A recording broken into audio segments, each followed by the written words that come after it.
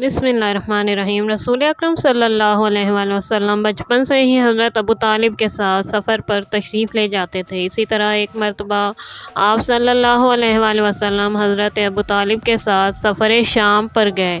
بے شمار ایسے واقعات ہیں کہ جن میں رسول کریم صلی اللہ علیہ وآلہ وسلم کی نبوت کا اقرار آپ کی بعثت سے پہلے بھی ہوا۔ اسی طرح بحیرہ راہب کا واقعہ یہ ہے کہ ایک مرتبہ حضرت ابو طالب جو تجارتی سفر میں اکثر جایا کرتے تھے، جب ایک دن روانہ ہونے لگے تو حضرت کو، جن کی عمر اس وقت 9 سال یا 13 سال کی تھی، انہیں اپنے بال بچوں کے پاس چھوڑ دیا اور چاہا کہ روانہ ہو جائیں۔ یہ دیکھ کر حضرت صلی اللہ علیہ وآلہ وسلم نے اصرار کیا کہ مجھے اپنے ہمراہ لیتے چلیے۔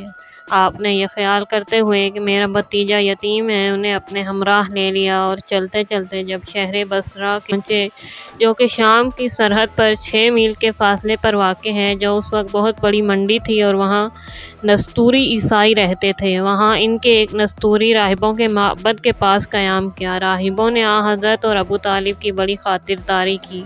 پھر ان میں سے ایک نے، جس کا نام جرجیس بحیرہ راہب تھا، آپ کے چہرہ مبارک سے آثار عظمت و جلالت اور اعلیٰ درجے کے کمالات عقلی اور اخلاق نمایاں دیکھ کر، ان صفات سے موصوف پا کر جو اس نے توریت و انجیل اور دیگر کتابیں سماویہ میں پڑھی تھیں، پہچان لیا کہ یہی پیغمبر آخر الزمان ہے۔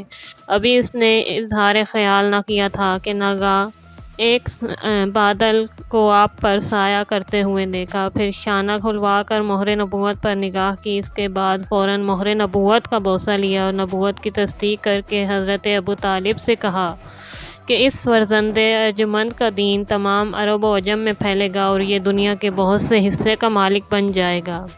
یہ اپنے ملک کو آزاد کرائے گا اور اپنے اہل وطن کو نجات دلائے گا۔ اے ابو طالب، اس کی بڑی حفاظت کرنا اور اس کو اعداء کے شر سے بچانے کی پوری کوشش کرنا۔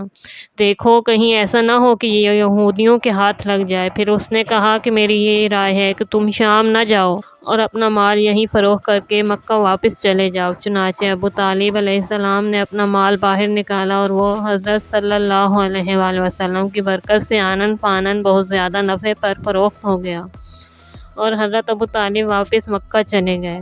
دوستو، اگر آپ کو ویڈیو پسند آئی ہے تو پلیز لائک کیجیے اور چینل کو سبسکرائب کیجیے تاکہ آئندہ آنے والی ویڈیو آپ تک پہنچ سکے۔ اللہ حافظ۔